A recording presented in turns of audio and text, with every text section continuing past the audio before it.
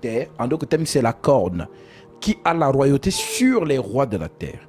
Maintenant, je vous pose une question. Parce que on va montrer ça en image.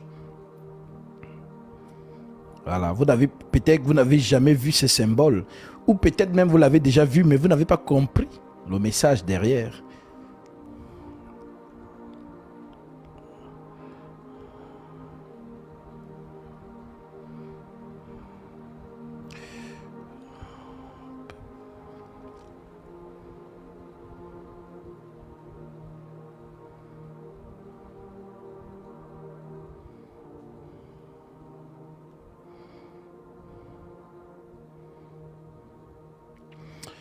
Alors,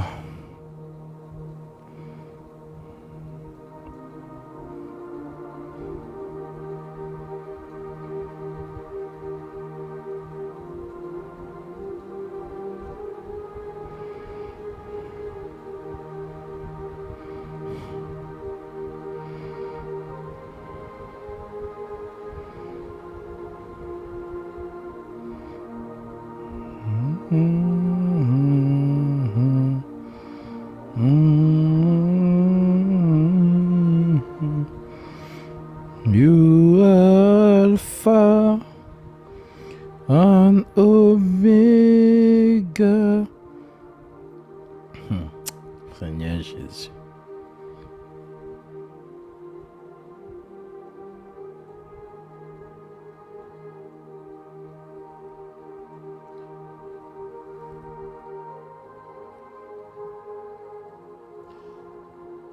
Arrêt sur image. Ce n'est pas l'homme du milieu qui m'intéresse. Ce sont les deux anges qui sont sculptés. Donc si vous ne comprenez pas le message, on vous dit que celui qui est assis là, c'est Dieu sur la terre.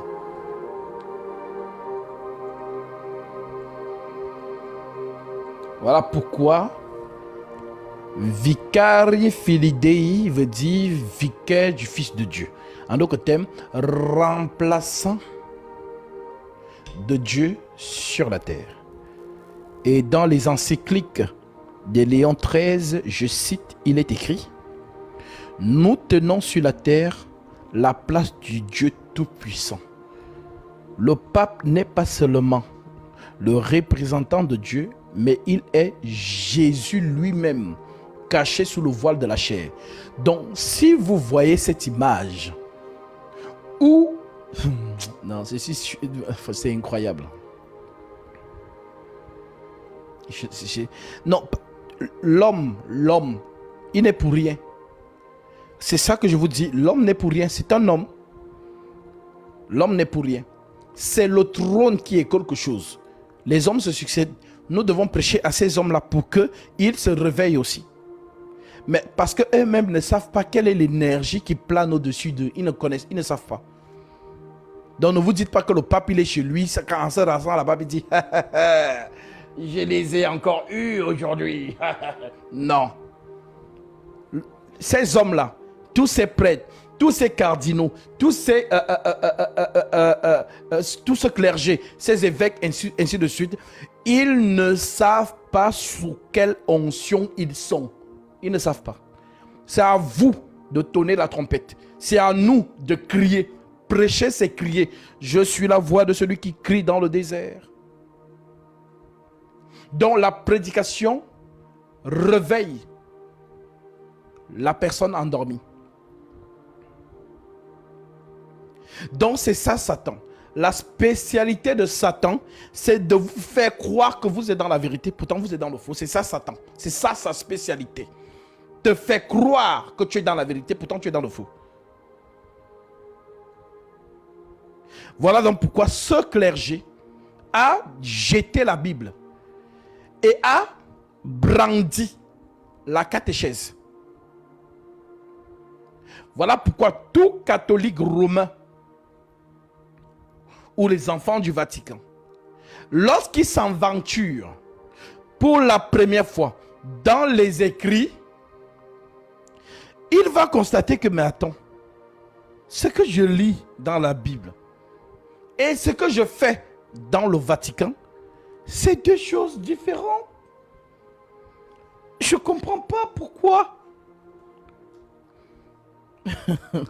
Pour ceux qui ont regardé le live avec ma mère, quand j'ai fait le live avec ma mère au Cameroun, pour ceux qui ont regardé, elle dit, jusqu'aujourd'hui, elle est un peu choquée.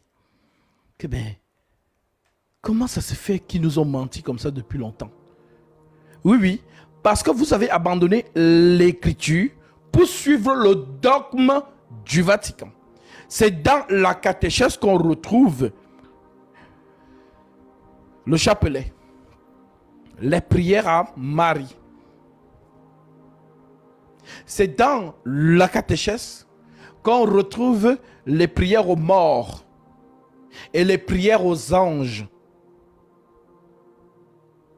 Mais quand tu viens dans les écritures apostoliques, tu ne vois aucun apôtre avec le chapelet.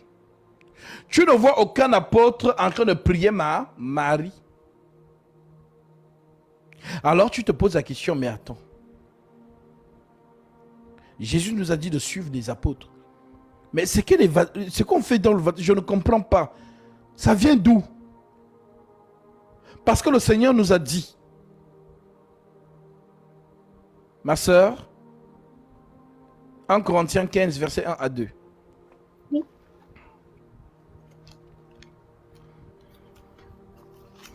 Non, je suis choqué. Moi-même. Il a dit qu'il ose. Donc, ce sont des images. Hein. Ce sont des images. Mais il s'assoit au milieu des deux chérubins. Ah! Et vous êtes là, vous ne comprenez pas le message. Qui était au milieu des chérubins? C'est le chemin. Quand Satan, lorsque Adam a été chassé du jardin d'Éden, on a placé quoi? Les chérubins pour empêcher, fermer le chemin de l'arbre de vie. Maintenant, l'arbre de vie était protégé par les chérubins. Donc Adam ne pouvait pas venir passer parce qu'il était devenu pécheur. Donc le chemin là, c'est ce chemin dont Jésus est venu vous dire, je suis le chemin. Quand il te disait ça et que tu n'as pas compris jusqu'à maintenant, ce n'est que maintenant que tu comprends ça. Je suis le chemin. Il parle du chemin fermé par les chérubins. Je suis la vérité. Je suis la vie, l'arbre de vie. Donc, l'arche de l'alliance que Dieu fait faire à Moïse, il ordonne à Moïse de sculpter deux chérubins sur le propitiatoire. La sœur va lire l'écriture et je vais vous lire une autre. Vas-y. Je vous rappelle, frères, l'évangile que je vous ai annoncé, que vous avez reçu, dans lequel vous avez persévéré et par lequel vous êtes sauvés, si vous le retenez tel que je vous l'ai annoncé, autrement, vous auriez cru en vain. Vous avez compris? Amen. Est-ce que Paul vous a demandé de faire le chapelet? Ou Pierre? Ou Jacques? Ou Jean? Ou un des apôtres? Est-ce que vous leur avez vu eux-mêmes faire ça? Est-ce que vous avez vu Paul ou Pierre ou un des apôtres prier les anges? Est-ce que vous avez vu Pierre ou Paul prier Marie? Est-ce que vous avez vu Pierre ou Paul ou Jacques ou l'un des apôtres dire que Marie est montée au ciel? Assomption, 15 août. Est-ce que vous avez vu ça? Alors si vous n'avez pas vu ça, vous faites quoi encore là-bas? Sortez vite! Ok, restez-y. C'est à la perdition que tu vas te souvenir de ce visage. Comme vous êtes là pour perpétuer la volonté de vos grands-pères. Non, mon père était catholique. Mon grand-père était catholique. Mon arrière-grand-père était catholique. Mon arrière-arrière-grand-père était catholique. Moi aussi, je suis catholique. Ok, comme tu as cru que c'est une tradition, allez-y. L'écriture dit quoi? Si un aveugle suit un aveugle, les deux tomberont dans la fosse. Voilà. Donc, comme tu suis ton grand-père, continue à le suivre. Comme tu suis ta grand-mère, continue aussi à la suivre. Alors, je lis ici. Hébreux 9.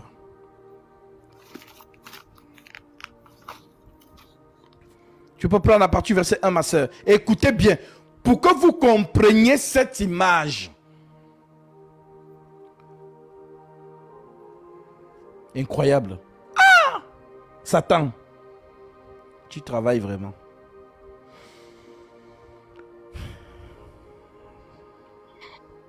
La première alliance avait aussi des ordonnances relatives au culte et le sanctuaire terrestre.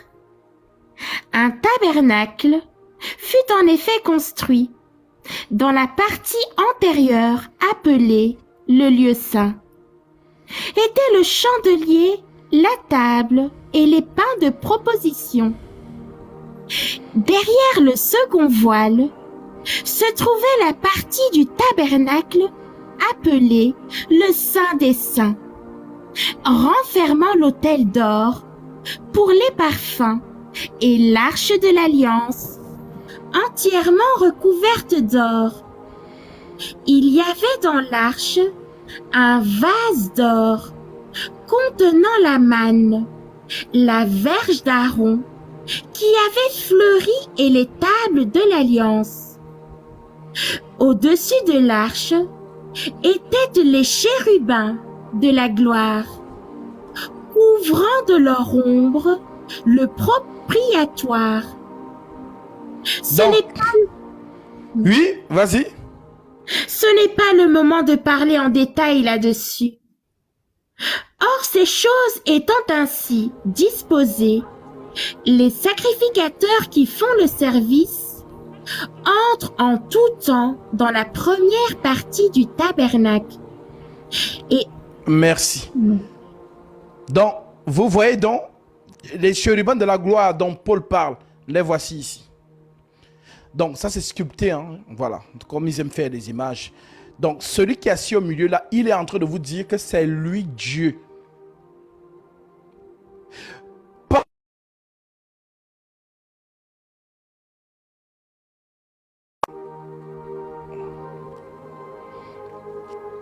Celui qui est assis au milieu là est en train... Donc, comprenez bien que lui-même qui est assis là, il ne sait pas ce qu'il fait. Je vous assure, ils ne savent pas. Et je le répète, ce n'est pas comme si quand il se brosse les dents dans sa salle de bain, il est en train de se dire vraiment, je les ai encore eus aujourd'hui. Non, ils ne savent pas sous quelle onction, donc sous quel esprit ils sont. C'est le voile. Donc c'est une image abominable. L'image là. Que ceux qui ont les oreilles pour entendre, entendent. Je continue. Parce que je vais vous montrer. On a dit quoi? Relis le verset d'Apocalypse chapitre 17, verset 18. Voilà. Et la femme que tu as vue, c'est la grande ville qui a la royauté sur les rois de la terre. Amen. Maintenant, on va montrer. J'espère que vous le verrez bien.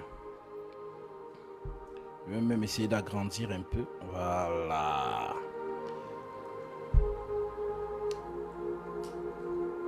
Lorsqu'on dit pape, pape, ce n'est pas lui. Pape, c'est ce qui est derrière. C'est le trône. C'est un peu comme quand on dit pharaon. Pharaon, ce n'est pas l'homme. L'homme s'appelle Toutankhamon. L'homme s'appelle Ramsès. Mais pharaon, c'est le trône. Donc tout homme qui va s'asseoir dans le trône de pharaon devient un seul corps avec ce trône. Voilà pourquoi vous allez remarquer que Joseph a régné en Égypte, mais sans s'asseoir sur le trône. Parce que le trône du pharaon, c'est le trône de Satan. Maintenant, ici, pape, nous avons ici, vous voyez, les clés croussées.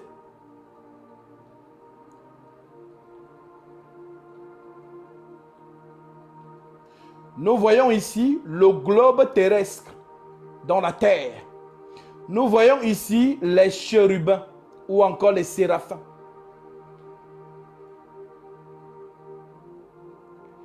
Et nous voyons celui qui incarne. Vous allez donc voir que, parce que en fait la photo est un peu coupée, mais vous allez voir quelque chose. Je vais essayer de trouver l'image en entier. En fait, il y a une cour. Voilà, c'est ça ici. Voilà. Voilà. Donc, vous voyez quoi ici? Une couronne. Vous voyez quoi là? Les clés croussées. Vous voyez quoi là? La terre. Vous voyez quoi là? Les chérubins. Maintenant, oui, ma soeur, relis cette écriture pour la couronne. Apocalypse 17, verset 18. Et la femme que tu as vue, c'est la grande ville qui a la royauté sur les rois de la terre. Donc, vous connaissez le Vatican comme un pays ou comme un royaume. Le roi du Vatican, le voici. Ce n'est plus lui, mais c'est celui qui l'a succédé, en d'autres termes, François.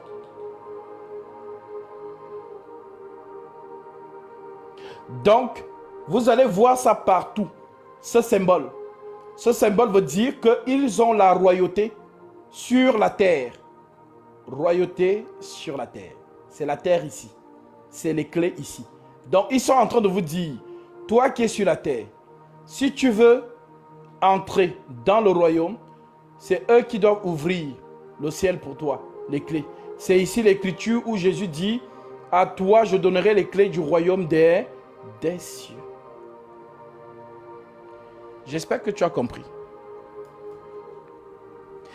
Donc, la femme qui a la royauté, la ville qui a la royauté sur les rois de la terre n'est rien d'autre que Rome.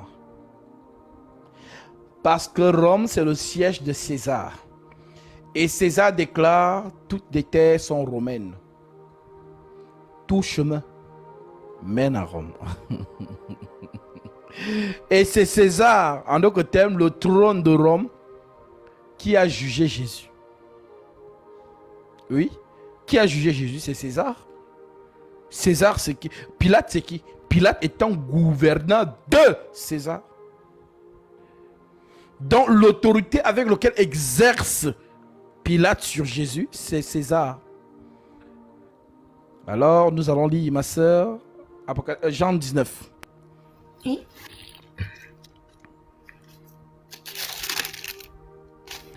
Jean 19, nous prenons le verset.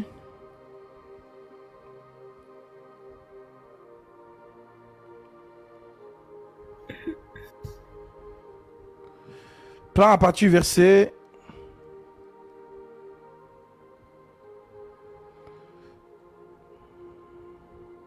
Prends à partir du verset 12. Ok. Dès ce moment, Pilate cherchait à le relâcher, mais les Juifs criaient, « Si tu le relâches, tu n'es pas ami de César.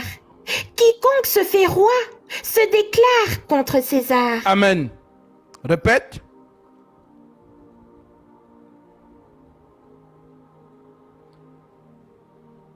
Répète. Dès ce moment, Pilate cherchait à le relâcher, mais les Juifs criaient, « Si tu le relâches, tu n'es pas ami de César. Amen. Quiconque se fait roi, Amen. Vas-y. Quiconque se fait roi se déclare contre César. Amen. Quiconque se fait roi se déclare contre César. En d'autres termes, il n'y a pas de place pour deux rois sur la terre. Faire roi se déclare contre César. En d'autres termes, il n'y a pas de place pour 2 rois sur la terre. Pourtant, Jésus a déclaré à Pilate qu'il est roi. Continue.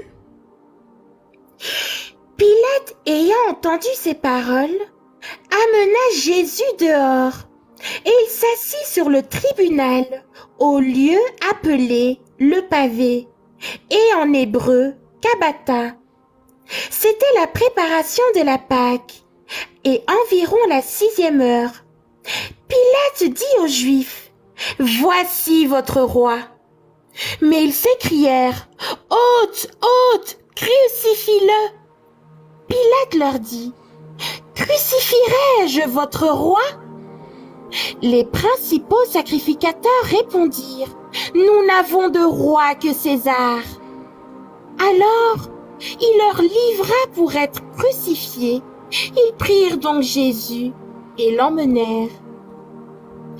Jésus, portant sa croix, arriva au lieu du crâne, qui se nomme en hébreu Golgotha. C'est là qu'il fut crucifié, et 2 autres avec lui, un de chaque côté et Jésus au milieu. Tu as compris? Donc, Pilate insiste. Crucifierai-je votre roi? Ce sont les Juifs eux-mêmes et toute l'assemblée des principaux sacrificateurs qui disent, nous n'avons de roi que César. Cela vous montre que les Juifs accepteront Satan lorsqu'il va venir. Donc, ils ont osé dire à Pilate que notre roi, nous les Juifs là, que tu vois là, nous les Juifs, ah la prophétie, nous les Juifs que tu vois là, nous on n'a qu'un seul roi. Il s'appelle César. Je ne sais pas si vous imaginez. Donc, ils ont régné leur roi, Jésus, pour embrasser César. Et le Seigneur l'a prophétisé, lisons cette prophétie, Jean 5, 43. Oui.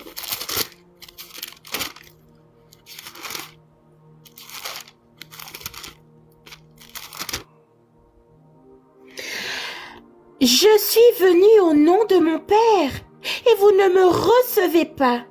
Si un autre vient en son propre nom, vous le recevrez. Répète encore. Je suis venu au... Alors, il y a un peu du bruit du côté de Marie-Flore. Donc, il faut qu'elle mute son micro. Vas-y, ma soeur. Je suis venu au nom de mon Père, et vous ne me recevez pas. Si un autre vient en son propre nom, vous le recevrez. Je suis venu au nom de mon Père. Le nom de son Père, c'est quel nom? La parole de Dieu. Si je suis venu au nom de mon Père et vous ne me recevez pas. Si un autre vient en son propre nom, vous le recevrez. Maintenant, le nom, c'est quoi? Est-ce que c'est Frédéric? Est-ce que c'est Cédric? Est-ce que c'est Toutankhamon? Est-ce que c'est... Non, ça n'est pas un nom commun. Le nom dont on parle ici, c'est quoi? C'est la parole. Est-ce que tu m'entends? Jésus dit, je répète, selon l'écriture que la sœur vient de lire. Oui, ma sœur? Je suis venu au nom de mon Père, et vous ne me recevez pas. Si un autre vient en son propre nom, vous le recevrez. Maintenant, on se pose la question. Le nom là, c'est quel nom? Est-ce que c'est Frédéric?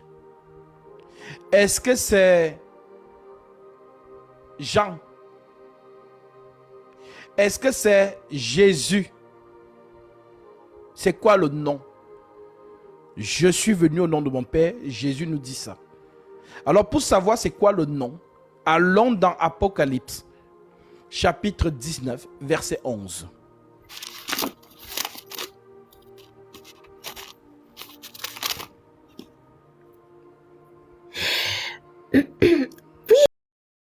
Je vis le ciel ouvert, et voici parut un cheval blanc.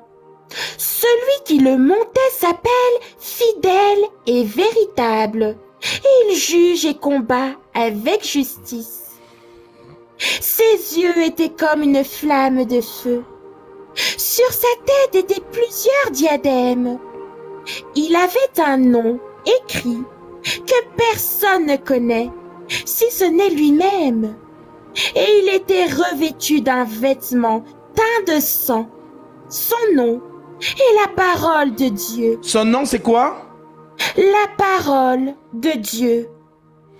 Donc, lorsque Jésus dit donc, je suis venu au nom de mon Père. Ce n'est pas un papa avec la barbe. Le Père, c'est la parole. Donc, je suis venu avec la vérité.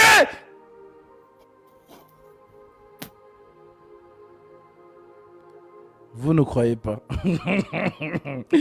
Si un autre vient avec son propre nom, donc si un autre vient avec sa parole à lui, vous accepterez, vous allez dire Amen. Tu as vu comment c'est doux de décortiquer les Écritures? C'est sucré, non? Voilà, c'est ça qu'on appelle le ministère.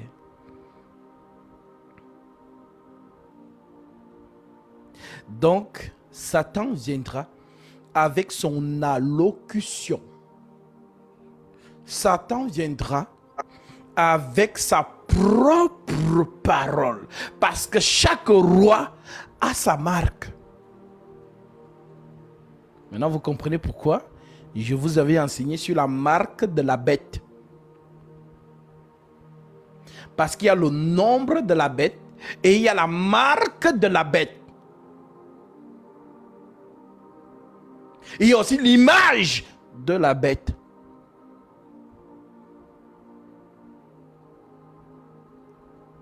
Donc, c'est quoi donc la marque de la bête? La marque de la bête, c'est la parole de cette bête. Donc la bête ici, ce n'est pas, oh non, c'est un animal toto-spirituel, c'est pas ça. La bête, c'est quoi? Quand tu entends bête, c'est un roi. Ma soeur, expliquons-leur cela.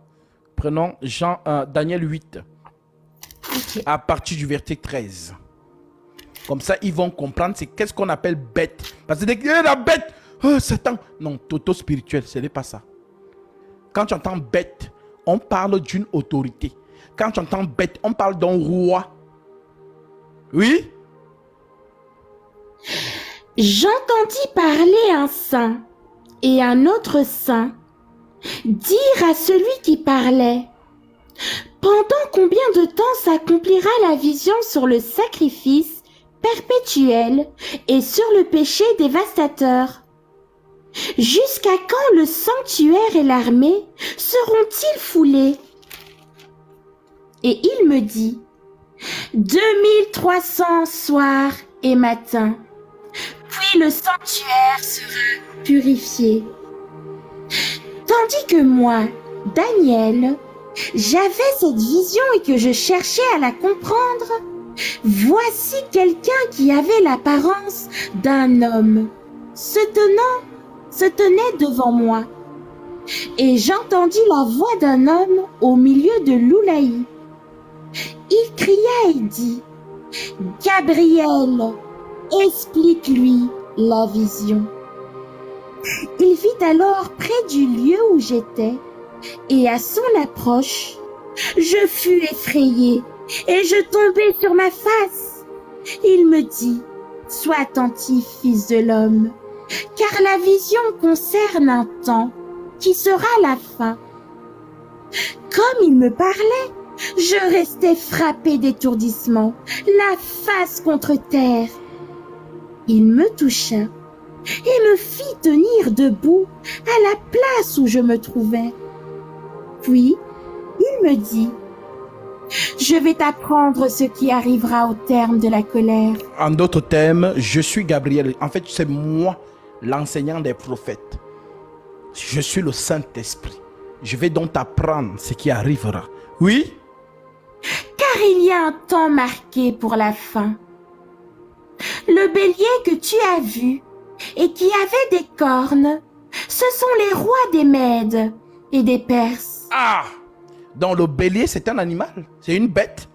Maintenant, Gabriel dit à Daniel qu'en fait, Daniel, quand tu entends bête, c'est pas que c'est... Non, c'est un roi en fait. Il enseigne. Et là, Daniel dit, Amen. Oui? Le bouc, c'est le roi de Javan. Ah! Donc le bélier, ce sont les rois de Mède et des Perses. Le bouc, c'est le roi de Javan. Maintenant que tu as compris, c'est quoi qu'on appelle bête? Voilà donc pourquoi l'Écriture dit, je suis venu au nom de mon Père. En d'autres termes, je suis venu avec mon allocution, mon autorité, ma marque. Mais vous ne me croyez pas. Si un autre vient à son propre nom, donc avec sa propre parole et avec son autorité, vous allez accepter. Alors, montrons ici, vu qu'on a compris c'est quoi la bête, montrons-leur la marque maintenant de Timothée chapitre 2, verset 19.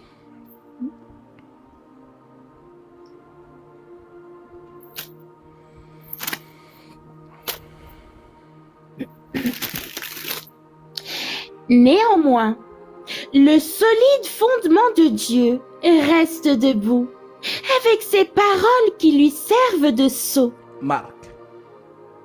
Le Seigneur connaît ceux qui lui appartiennent, et quiconque prononce le nom du Seigneur, qu'il s'éloigne de l'iniquité. Alléluia. Néanmoins, le solide fondement de Dieu reste debout avec ses paroles qui lui servent de sceau. Donc le sceau de Dieu, c'est sa parole. Donc, Dieu, c'est une bête ayant sa parole, son allocution, sa marque. Donc, quand tu entends marque de la bête, ne commence pas non. Marque de la bête veut dire Dieu et sa parole. Voilà pourquoi l'Écriture dit donc, néanmoins, le solide fondement de Dieu reste debout avec ses paroles qui lui servent de sceau. Le Seigneur connaît ceux qui lui appartiennent. Et quiconque prononce le nom, la parole, la marque du Seigneur, qu'il s'éloigne de la désobéissance. C'est ça l'iniquité. L'iniquité, c'est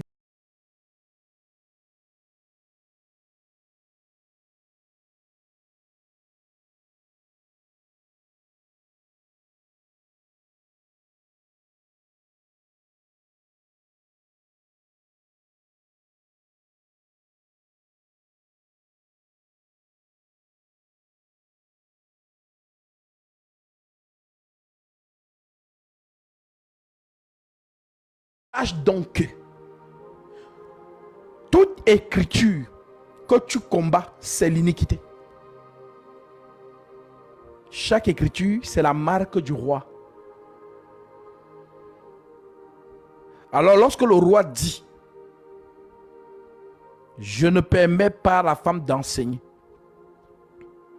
et que toi, tu viens dire, non, la femme pas enseigner, Dieu n'a pas de sexe, fille du diable, ennemi de la droiture, fils de la perdition. C'est ça l'iniquité.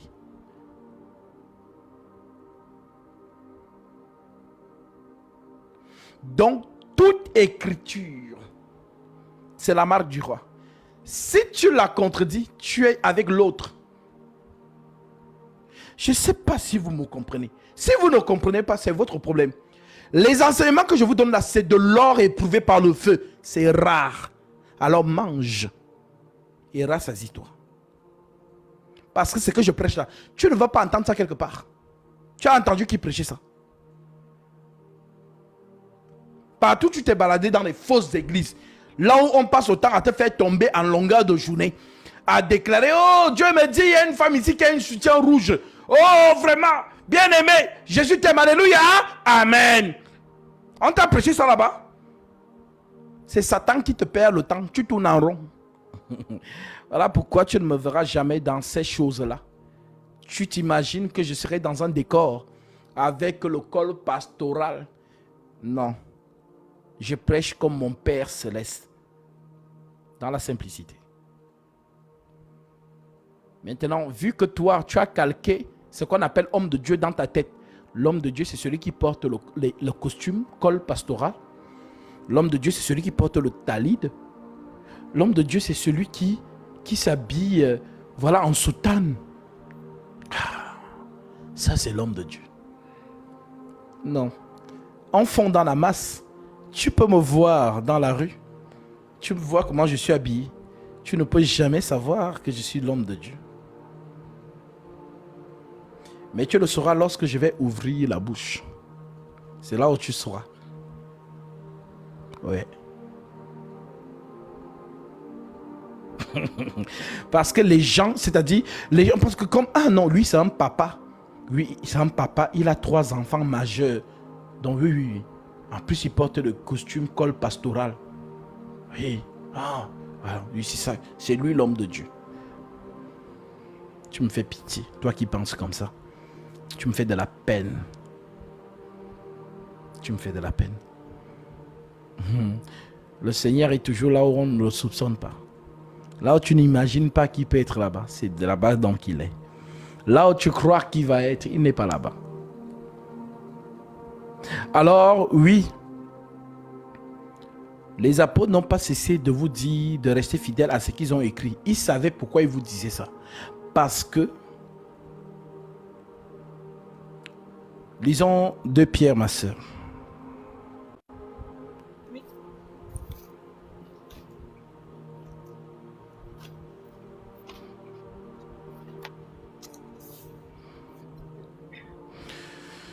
Deux Pierre, chapitre 1, verset 16. Qu'est-ce que Pierre nous dit à ce propos?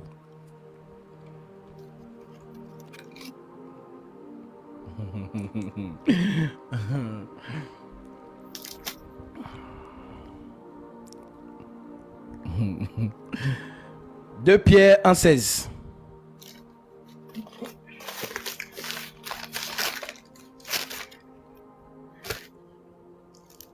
Ce n'est pas en effet en suivant des fables habilement conçues que nous avons fait connaître la puissance et l'avènement de notre Seigneur Jésus-Christ, mais c'est comme ayant vu sa majesté de nos propres yeux. C'est comme ayant vu la bête de nos propres yeux. Sa majesté. Il n'y en a pas deux. Il n'y en a qu'un seul. Le roi des siècles. Le Seigneur des seigneurs, le roi des rois. Pierre te dit qu'ils l'ont vu de leurs propres yeux. Alors il te dit, ce n'est pas par des fables que nous vous avons fait connaître Jésus, mais c'est comme ayant vu sa majesté.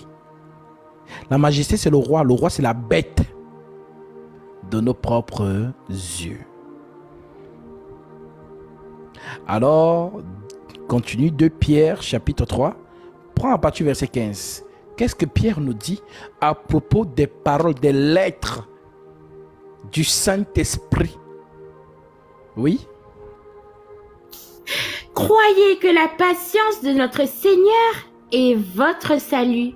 Comme notre bien-aimé frère Paul vous l'a aussi écrit, selon la sagesse qui lui a été donnée. C'est ce qu'il fait dans toutes les lettres, où il parle de ces choses, dans lesquelles il y a des points difficiles à comprendre, dont les personnes ignorantes et mal informées tordent le sens, comme celui des autres écritures, pour leur propre ruine. Vous donc, bien-aimés, qui êtes avertis, mettez-vous sur vos gardes, de peur qu'entraînés par l'égarement des impies, vous ne veniez à déchoir de votre fermeté. Amen. Donc, toute écriture apostolique, faites attention à ça. Si l'écriture dit, je ne permets pas à la femme d'enseigner, ne dis pas que la femme enseigne. Je t'en supplie, au nom de Jésus-Christ. Si tu dis ça, tu as la marque de la bête, l'autre bête, la marque de Satan. Je t'en supplie, ne bagarre pas contre une écriture et arrête les raisonnements charnels. Est-ce que Dieu a le sexe? Alors pourquoi il ne se fait pas appeler reine? Il n'a pas de sexe, il se fait appeler roi, pourquoi? Ah, je te pose la question. Toi qui as cet argument, l'esprit n'a pas de sexe. Alors pourquoi l'esprit se fait appeler roi? Jean-Baptiste a annoncé qui? Repentez-vous, car la reine des cieux est proche. N'importe quoi. Repentez-vous, car le royaume des cieux est proche. Et on ne parle pas d'un royaume sans roi. Le roi du royaume des cieux, c'est le Saint-Esprit.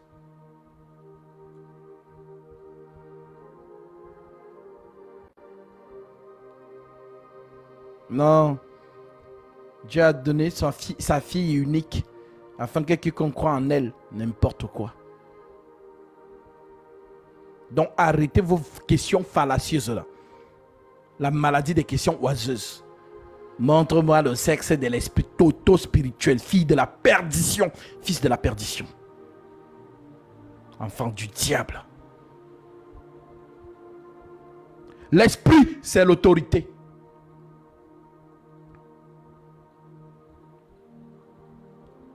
Que la femme ne prenne pas autorité sur l'homme. Christ, c'est l'esprit, le chef de l'église, l'autorité.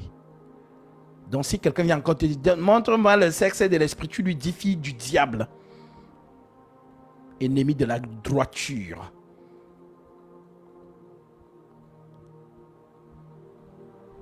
Alors, bien-aimé dans le Seigneur, reste fidèle à la lettre du roi, la locution du roi, s'il te plaît. Mieux vaut être du camp de l'écriture que d'être du camp du raisonnement. Satan siège dans les raisonnements. L'écriture, c'est le roc, ça ne bouge pas. Voilà pourquoi l'écriture vous dit, ne déplacez pas les bornes anciennes.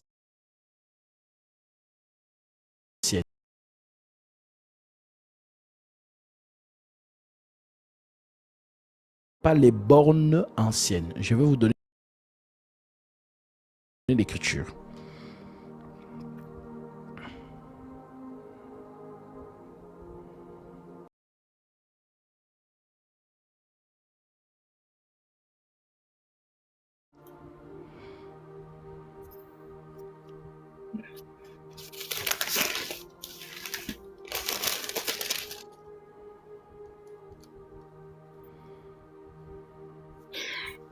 Ne déplace pas la borne ancienne que tes pères ont posée. Tes pères, c'est qui? Ne déplace pas les bornes anciennes que tes pères ont posées sur le fondement. Vous avez été édifiés sur le fondement des apôtres et des prophètes. Jésus-Christ lui-même étant la pierre angulaire. Alors mieux vaut, ma soeur, mon frère, toi qui m'écoutes, sois du camp de l'écriture. N'accepte aucun raisonnement. Je l'ai toujours dit, on n'interprète pas les épîtres. On ne philosophe pas avec les épîtres. Tout ce qui est dit depuis la descente du Saint-Esprit, Actes chapitre 2, jusqu'à la dernière lettre de Jude, on n'interprète pas. On prend ça bio comme c'est posé. Si tu veux venir mélanger ta philosophie dedans, mettre tes sensations, mettre tes sentiments charnels, car l'écriture dit,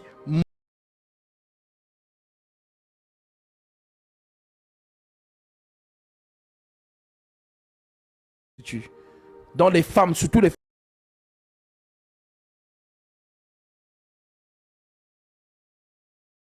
qui t'a dit de prêcher dans l'assemblée des saints, dis-lui que j'ai dit que c'est Satan.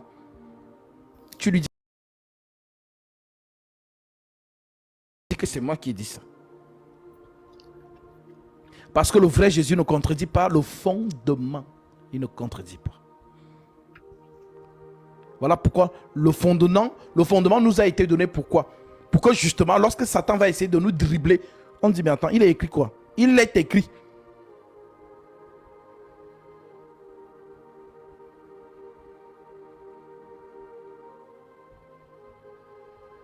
Maintenant, je pense que tu l'as compris. Maintenant que tu as compris tout ça, ma soeur, continuons, retenons dans Daniel 7. C'est là-bas qu'on était. Tu pensais que vous qui ne savez pas suivre les enseignements là, une écriture n'est pas isolée. L'écriture, c'est un rouleau. Tu touches un verset, tu déroules tout le livre. Comme les gens pensent que non, il y a les écritures isolées. Donc tu prends un rouleau, un verset, tu déroules tout le rouleau. Donc on t'a expliqué les 4 vents. On t'a expliqué la mer.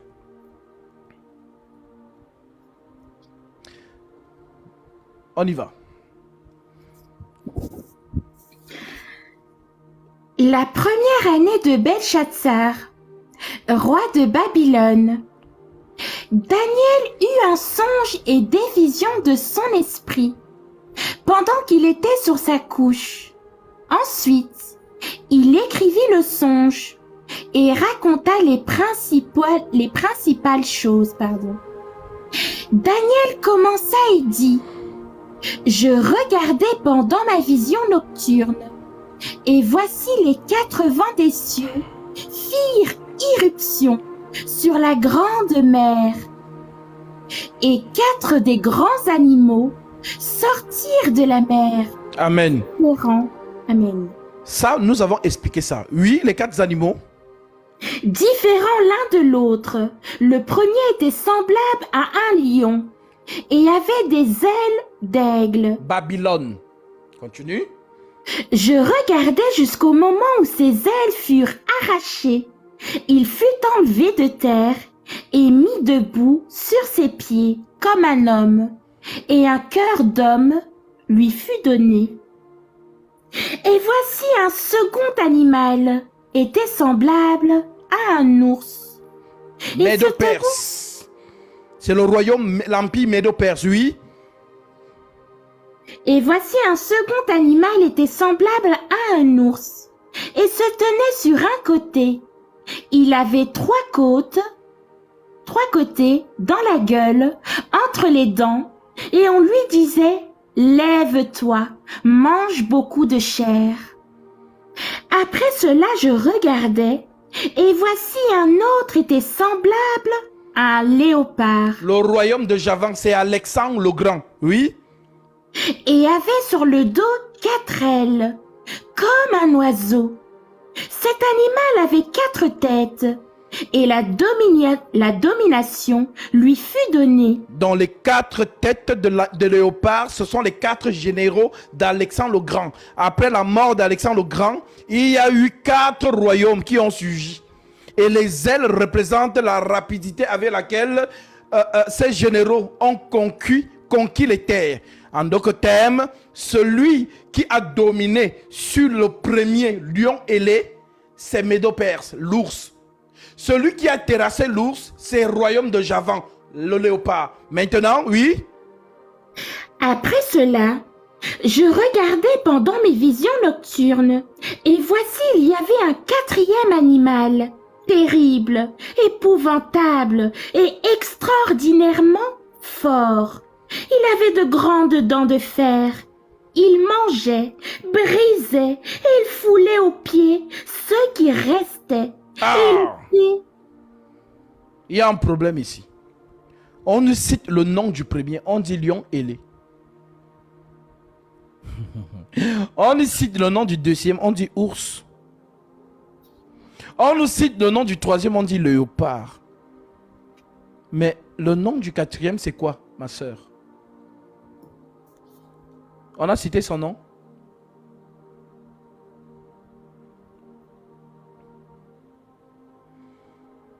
Est-ce qu'on a cité le nom du quatrième? Non. Alors le quatrième, c'est qui? Oui, on dit quoi du quatrième? Après cela, je regardais pendant mes visions nocturnes, et voici il y avait un quatrième animal, terrible, épouvantable et extraordinairement fort. Il avait de grandes dents de fer, il mangeait, brisait et il foulait aux pieds ce qui restait. Il était différent de tous les animaux précédents, et il avait 10 cornes.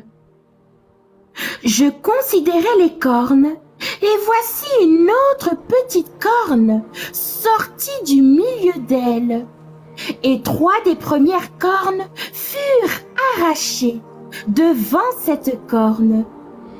Et voici, elle avait des yeux comme des yeux d'homme, et une bouche qui parlait avec arrogance. Je regardais pendant que l'on plaçait des trônes, et l'ancien des jours s'assit.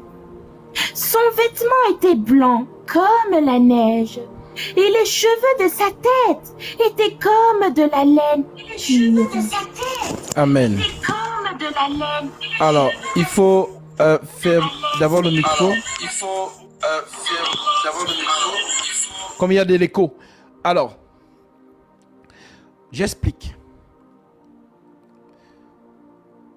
On t'a parlé de 4 animaux.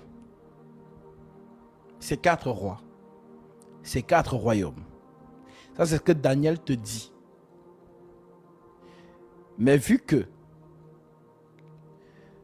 j'ai le don ministériel, je dois te dire que ce que Daniel t'a montré en son langage, 4 animaux, moi je te dis qu'il t'a montré la terre. Et sur cette terre, 4 royaumes qui se succèdent le pouvoir. Chacun à son tour. Voilà pourquoi tu vas voir que dans l'histoire du monde, le léopard ou encore du moins, lorsqu'on commence par le lion Nabucodonosor, la terre était toute Babylone. Donc il n'y avait qu'un seul royaume et c'est Nabucodonosor qui dominait toute la terre. Pour ceux qui veulent la référence, Daniel 2, Daniel 3, Daniel 4. Allez lire. Le deuxième royaume qui prend la succession et qui terrasse Nabucodonosor, qui met fin à la lignée de Nabucodonosor, c'est le royaume médo-perse. Ceux qui veulent la référence, Daniel chapitre 5.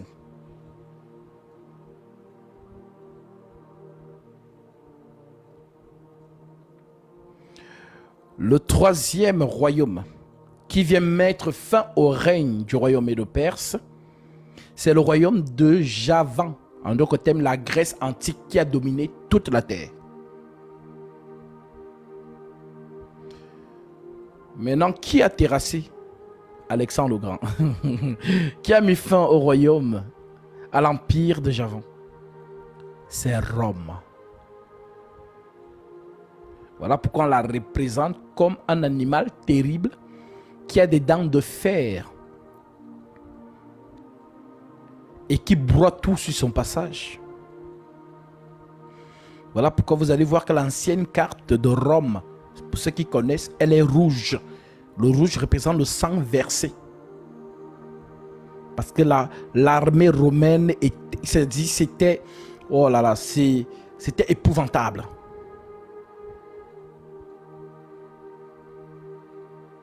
Alors,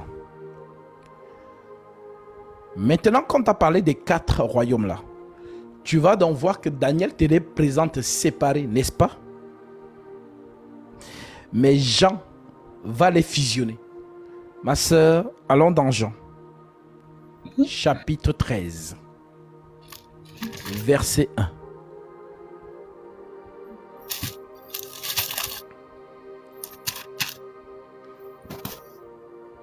Donc, j'ai fini d'expliquer le livre de Daniel 7 et ensuite nous allons donner la parole à la sœur qui va donner son témoignage. Avant la fête de Pâques, Jésus, sachant que son heure était venue de passer... Apocalypse 13. Ah, pardon. Apocalypse 13. Verset 1. Si j'ai dit Jean 1, autant pour moi. Apocalypse 13.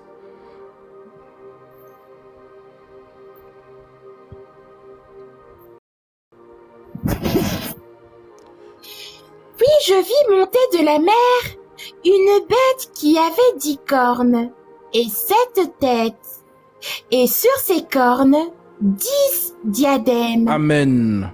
C'est très important les détails. On dit que une bête, elle a 10 cornes et 7 têtes. Pourquoi? Parce que Satan, c'est un imitateur. Pourquoi il a 7 têtes?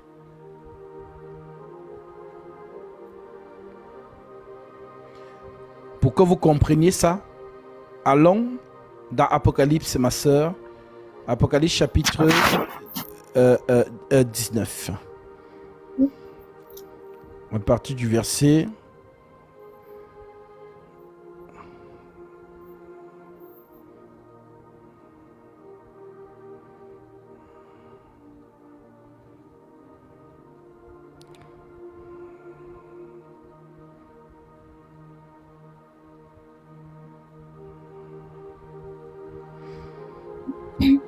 Plan à partir du verset 11. Puis je vis le ciel ouvert, et voici parut un cheval blanc. Celui qui le montait s'appelle Fidèle et Véritable, et il juge et combat avec justice. Ses yeux étaient comme une flamme de feu. Sur sa tête étaient plusieurs diadèmes. Amen. Les diadèmes, ce sont les couronnes. Donc sur la tête de celui qui sort du ciel, il y a plusieurs diadèmes. En d'autres termes, des couronnes. Maintenant, il y a combien de couronnes? Il y a 7 couronnes. Tu me diras, mais Gasby, comment ça 7? Alors je te dirai Apocalypse chapitre 5, verset 6.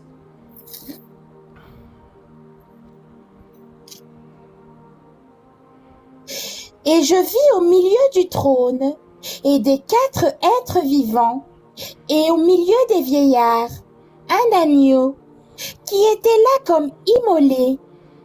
Il avait 7 cornes et 7 yeux, qui sont les 7 esprits de Dieu, envoyés par toute la terre. Donc l'agneau avait 7 cornes. Donc les 7 cornes, ce sont les 7 têtes. Et sur chaque corne est posé un diadème. C'est un langage codé. Les 7 cornes, il n'y a pas en réalité 7 cornes. Il n'y a qu'une seule corne, la puissance. Il n'y a pas en réalité 7 esprits de Dieu. Il n'y a qu'un seul esprit. Voilà pourquoi on le représente 7 fois. Sheva, perfection. Tu as compris? Donc Satan, c'est un imitateur. Alors lui aussi, il prend 7 têtes. Et sur cette tête des diadèmes. Oui, on retourne dans Apocalypse chapitre 13.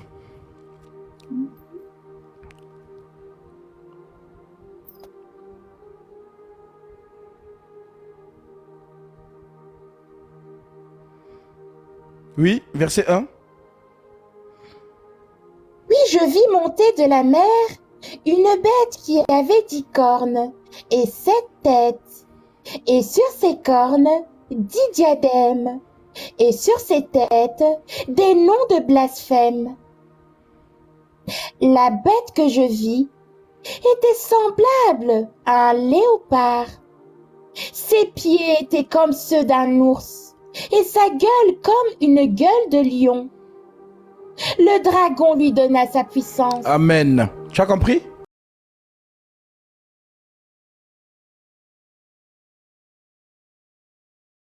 Apocalypse, Jean, lui te dit, il te montre les animaux fusionnés. Donc les animaux sont devenus un seul animal. Voilà pourquoi on dit, répète encore s'il te plaît, ce verset-là. La bête que je vis, Puis je vis monter de la mer une bête qui avait 10 cornes et 7 têtes, et sur ses cornes 10 diadèmes, et sur ses têtes des noms de blasphème. La bête que je vis était semblable à un léopard. Ses pieds étaient comme ceux d'un ours, et sa gueule comme une gueule de lion. Donc, le lion, l'ours et le léopard sont devenus un. Maintenant, le quatrième, on dit quoi? Le dragon lui donna sa puissance Satan. et contrôle. Pardon? Le quatrième, Satan. Donc, le quatrième, c'est le dragon. C'est Satan. C'est toujours lui, les 4 premiers. Voilà pourquoi, si on vient donc dans Apocalypse 6, oui. Apocalypse 6, verset 1. Je regardai quand l'agneau ouvrit un des 7 sceaux, et j'entendis l'un des 4 êtres vivants qui disait comme d'une voix de tonnerre, « Viens !» Je regardai et voici, parut un cheval blanc.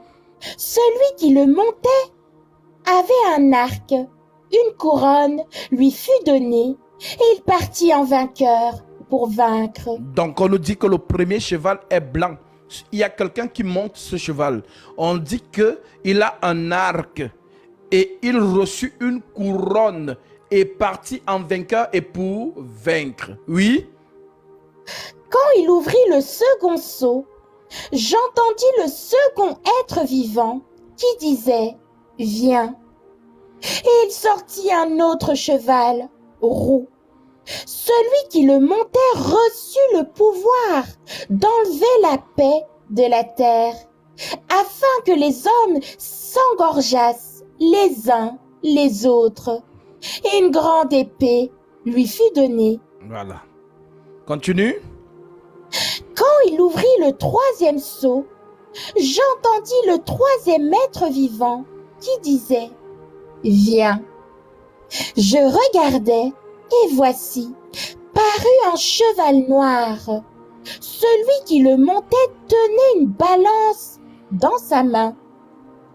Et j'entendis au milieu des 4 êtres vivants une voix qui disait « Une mesure de blé pour un denier et 3 mesures d'orge pour un denier, mais ne fais point de mal à l'huile et au vin. » Quand il ouvrit le 4e sceau, j'entendis la voix du 4e être vivant qui disait « Viens !» Je regardai et voici, parut un cheval d'une couleur pâle. Celui qui le montait se nommait la mort, et le séjour des morts l'accompagnait. Amen. Donc tu vois que le premier cheval, on ne te donne pas son nom. Le deuxième cheval, on ne te donne pas son nom. Le troisième cheval, on ne te donne pas son nom. Mais le 4e cheval, on te donne son nom. On te dit qu'il s'appelle la mort. Et on te dit que le séjour des morts l'accompagne. Donc maintenant, c'est quoi le séjour des morts? Le cheval blanc, le cheval noir et le cheval verdâtre. C'est eux qui accompagnent le 4e. En autre terme, donc ces animaux représentent le 4e. Donc, ce cheval est un seul cheval, mais on te le montre 4 fois. C'est un seul cheval qui travaille 4 fois. Comme un seul Dieu qui travaille 4 fois. Le premier être vivant avait la face d'un lion. Le second être vivant avait la face d'un veau. Le troisième être vivant avait la face d'un homme. Et le 4e être vivant avait la face d'un aigle qui vole. Donc celui qui est assis au milieu te dit, je vais travailler en tant que aigle, l'esprit de la prophétie. Je vais travailler en tant que lion, le guerrier, le combat. Je vais travailler en tant qu'homme, la sagesse, Salomon. Je vais travailler en tant que veau, le sacrifice. Maintenant que tu as compris ça, que Jean fusionne les animaux que Daniel lui sépare, et ces animaux deviennent un seul royaume. Maintenant, retournons dans Daniel chapitre 7. Voilà pourquoi je vous ai toujours dit, ces 4 livres, c'est la même personne. Exode, Ézéchiel, Daniel et Jean. On parlera en détail de ces livres-là. Voilà, vous allez donc remarquer pourquoi les faux hommes de Dieu n'entrent pas dans ces livres-là. Vous avez remarqué donc? Parce que ce sont des livres fermés. Donc celle qui te dit que je suis prophétesse, demande-lui d'ouvrir le livre là. Qu'elle arrête de te dire non, tu vas tomber enceinte. Tu n'as pas besoin de ça. Les choses de Dieu sont les choses que l'œil n'a point vues, que l'oreille n'a point entendues et qui ne sont pas montées dans le cœur de l'homme. Des choses que Dieu a préparées pour ceux qui l'aiment. Dieu nous les a révélées par l'Esprit, car l'Esprit sonde tout même les profondeurs de Dieu. Donc tous ceux qui vont te dire je suis prophète, prophète des nations, demande-lui. Ouvre-moi le livre que Daniel a caché. Parce qu'apparemment c'est dans ce livre-là qu'il y a des choses qui vont me sauver. Toi, Daniel, tiens secrète ces paroles et scelle le livre jusqu'au temps de la fin. Plusieurs alors le liront et la connaissance augmentera. Tu dis que tu es prophète. Donc c'est toi que Daniel a dit que plusieurs viendront, tu liras. Bon, moi je veux que tu me décodes, tu ouvres le livre d'Ézéchiel. Il y a des choses là-bas que je ne comprends pas. Quand j'entre dans ce livre, je suis largué. Genre les ailes, les tourbillons, moi je ne comprends rien. Donc comme tu dis que tu es prophète, je t'écoute. Tu vas voir comment il va commencer à bégayer. Parce que leur chose de dire je suis prophète, ça ne concerne que oh, Dieu me dit qu'il y a une femme ici qui a un soutien rouge. C'est ça leur prophétie. C'est ça leur prophétie.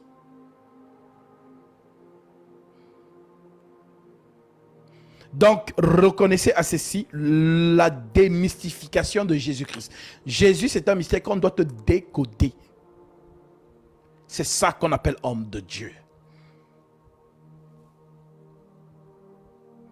Oui, ma soeur Laetitia continue.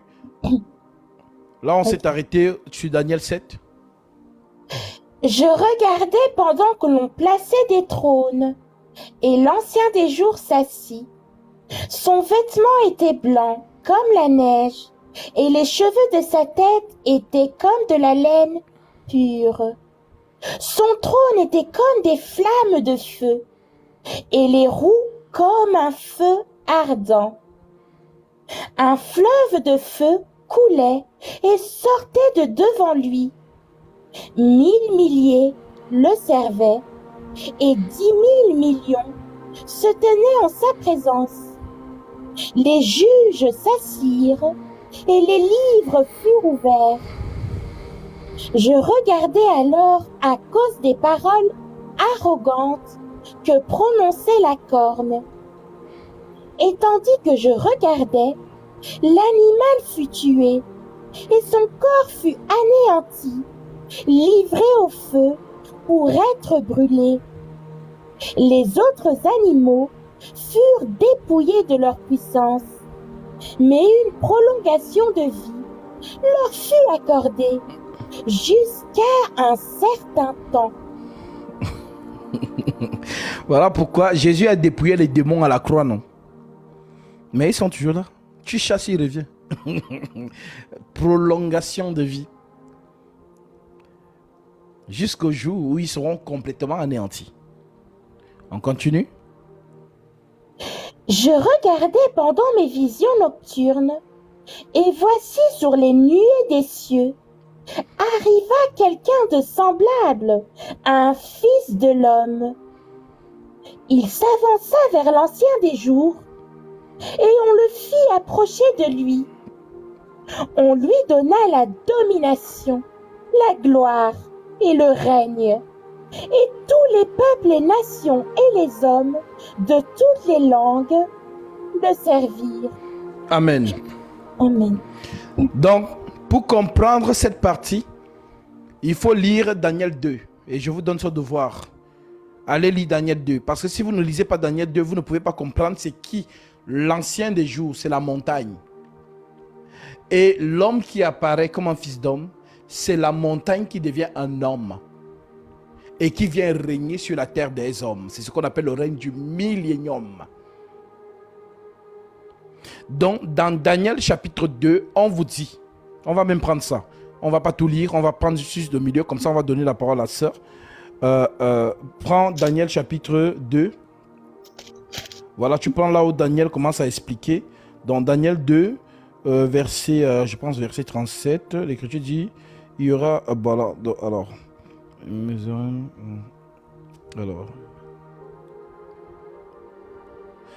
oui, bon, prends à partir du verset 40 et en descendant, vous allez comprendre Daniel chapitre 7. Parce que si vous ne comprenez pas Daniel 2, vous ne pouvez pas comprendre l'ancien des jours et l'homme qui se proche de lui.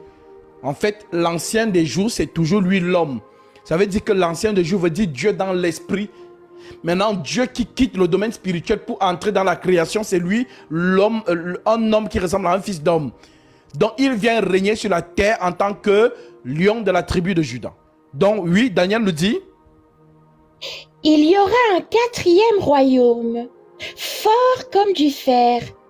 De même que le fer brise et rompt tout, il brisera et rompra tout, comme le fer qui met tout en pièces. Et comme tu as vu les pieds et les orteils en partie d'argile de potier et en partie de fer, ce royaume sera divisé, mais il y aura en lui quelque chose de la force du fer, parce que tu as vu le fer mêlé avec l'argile. Et comme les doigts des pieds étaient en partie de fer et en partie d'argile, ce royaume sera en partie fort et en partie fragile. Tu as vu le fer mêlé avec l'argile, parce qu'ils se mêleront par des alliances humaines, mais ils ne seront point unis l'un à l'autre, de même que le fer ne s'allie point avec l'argile. Dans le temps de ces rois, le Dieu des cieux suscitera un royaume qui ne sera jamais détruit et qui ne passera point sous la domination d'un autre peuple. Il brisera et anéantira tous ces royaumes-là et lui-même subsistera éternellement. Amen. Donc, dans la prophétie de Daniel, Daniel vous dit qu'il a vu une pierre, une petite pierre se détacher de la montagne sans le secours d'aucune main et brisa la statuette d'or, d'argent, de bronze et de fer. Mais il brise la statuette à quel niveau? Au niveau des pieds, des pieds. Pourquoi? Parce que les pieds, c'est ce qui tient la statuette debout. Donc les pieds ici représentent quoi? Les hommes. Voilà pourquoi vous voyez que ces pieds sont mélangés d'argile et de fer. L'argile, le fer, le blé, l'ivraie. Maintenant, on dit donc que la pierre se détache et brise le royaume mondial. Donc, la montagne devient une petite pierre. Et c'est cette petite pierre qui vient briser le royaume de la terre et elle-même s'installe et devient un grand royaume sur la terre. Voilà ce que Gabriel a ici annoncé en disant que il régnera sur un trône éternel. On va prendre ça et on va terminer là pour donner la parole à la sœur. Luc chapitre 1, verset 26. Okay.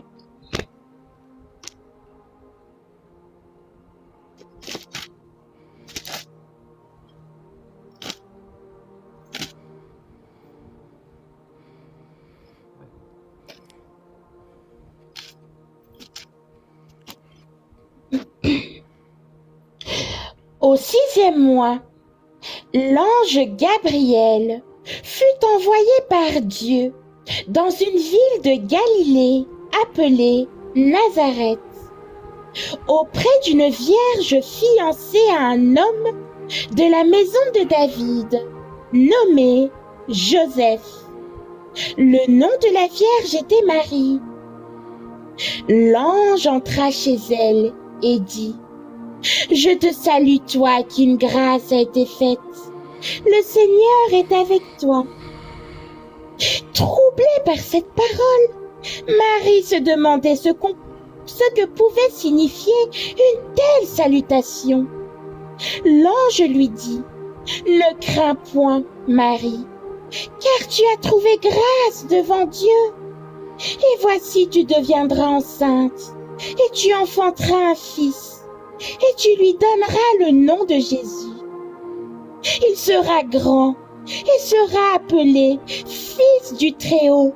Et le Seigneur Dieu lui donnera le trône de David, son père. Non, le trône de David, c'est quel trône? C'est le trône terrestre. C'est le trône terrestre. Donc, il vient comme descendant de David. Voilà pourquoi les Juifs attendent le descendant de David. Oui? Il régnera sur la maison de Jacob éternellement, et son règne n'aura point de fin. Vous avez compris? Amen. Donc, le règne qui vient des cieux pour venir dominer la terre et briser le règne de César, c'est le règne de Jésus. Et on termine avec Michée chapitre 1. Michée 1, verset 1 en descendant.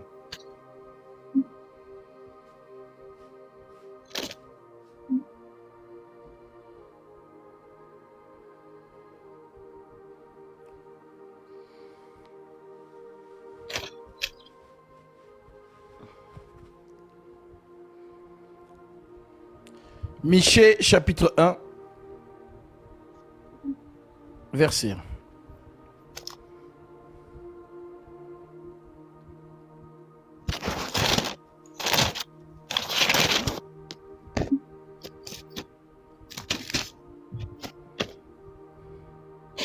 La parole de l'Éternel fut adressée à Michée, de Moréchet, au temps de Jotam, d'Akaz, d'Ézéchias, roi de Juda, prophétie sur Samarie.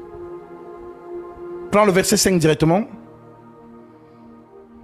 Et tout cela à cause du crime de Jacob, à cause des péchés de la maison d'Israël. Quel est le crime de Jacob? N'est-ce pas Samarie? Michée 5. Tu es dans Michée? Ah, je Michée 1.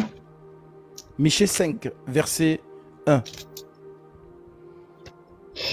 Et toi, Bethléem Ephrata, petite entre les milliers de Juda, de toi sortira pour moi celui qui dominera sur Israël, et dont l'origine remonte aux temps anciens. L'ancien des jours de Daniel 7. L'ancien des jours de Daniel 7. Oui. Au jour de l'éternité. C'est pourquoi il les livrera jusqu'au temps où enfantera celle qui doit enfanter, et le reste de ses frères reviendra auprès des enfants d'Israël. Il se présentera et il gouvernera avec la force de l'Éternel, avec la majesté du nom de l'Éternel, son Dieu. Et ils auront une demeure assurée, car il sera glorifié, jusqu'aux extrémités de la terre. Alléluia. C'est ça, le règne du millénium. Donc, nous allons nous arrêter ici pour le frère qui a posé la question. Tu as ta réponse. Et nous parlerons du livre de Daniel et de la fameuse statuette. Parce que cette statuette a annoncé ce que nous vivons aujourd'hui et dans quoi nous sommes déjà en train d'entrer. Donc, nous allons parler de cette statuette dans sa profondeur si Dieu nous fait grâce. Voilà. Donc, nous allons écouter le témoignage de notre sœur qui est là. Et tu as la parole.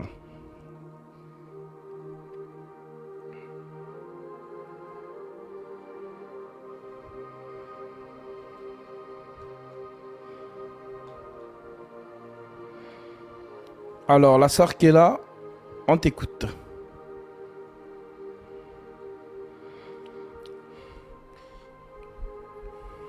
Tu dois démuter le micro. Shalom. Allô. Oui. Est-ce qu'on m'entend?